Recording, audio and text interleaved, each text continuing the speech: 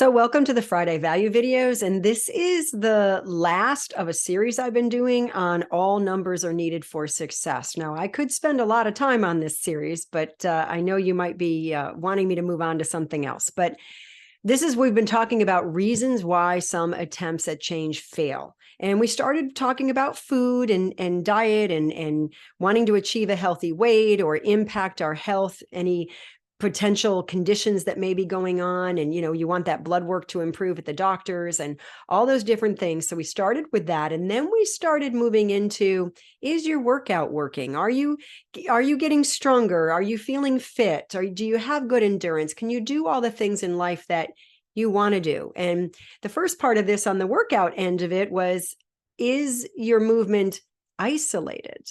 And then we went into, is it authentic? Well, now we're going to finish with this thought. Is your movement global? And by that, I mean, is it enhancing your whole body? Is it using all three planes of motion? And the more body you invest when you're doing an exercise, and what I mean by that is the more joints that are involved in your movement, the more you encourage all the proprioceptors. You've got, those are little nerve cells that tell your brain where you are in space. I do have a YouTube video that says, where does your brain know where you are? It's one of my favorite videos to recommend to people, because I think it just really gives people an understanding that they may not have had before about how important it is for the brain to be connected to your movement and how impactful that can be. But I won't repeat that here. Hopefully you'll go check that out. But I do want to emphasize here that the more of your body that you involve in an exercise. So for instance, a squat uses pretty much your whole body. Now, your arms aren't horrifically involved, but if you're holding them out, you are working your shoulders a little bit. But a squat is really functional. Really functional. A lunge is really functional. A push-up is really functional. Plank work can be functional if you're incorporating three-plane motion. Yeah, you can do a plank using three-plane motion. You can drive the motion with your pelvis. You can drive it with your hands. You can drive it with your feet. You can make pretty much any what's considered a conventional whole body exercise out there. You can drive it in a way where it becomes so fabulously effective at improving your body's ability to do real life, no matter the years that tick by.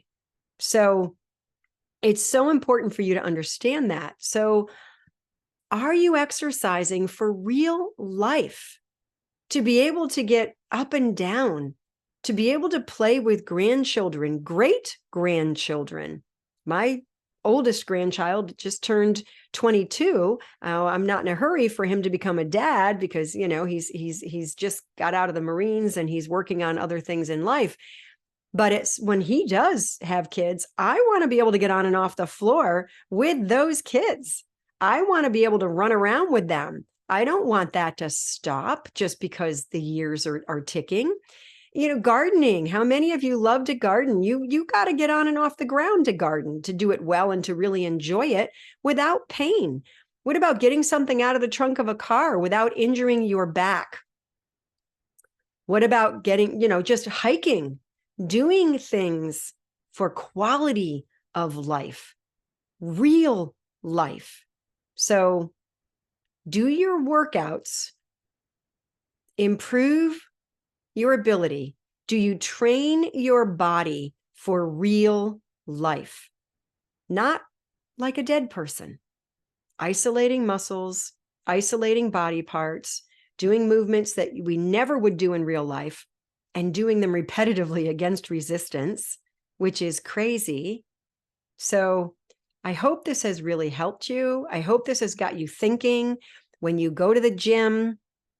If you're doing a movement that you would never do in real life for any reason, you might want to skip that machine or skip that particular exercise.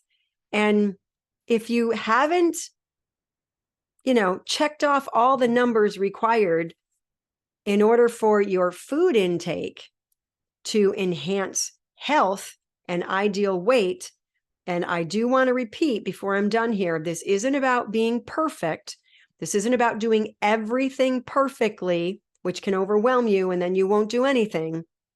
This is about making sure that you have dialed all the numbers for success. And they're basic. They're very basic. You don't have to be perfect, but you do have to know what they are. Okay. I will see you next week.